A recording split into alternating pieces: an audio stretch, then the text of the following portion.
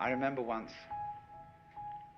I was looking in the open air and one of those glorious little thistledown things came, and I picked it up like that and brought it down, and it looked as if it was struggling to get away, just as if you caught an insect by one leg, like a daddy long legs or something of that kind.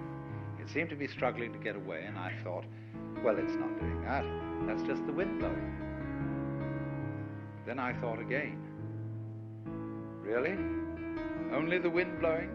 Surely it is the structure of this thing which, in cooperation with the existence of wind, enables it to move like an animal, but using the wind's effort, not its own. It is more intelligent being than an insect, in a way, because an insect uses effort, like a person who rows a boat uses effort, but the man who puts up a sail is using magic.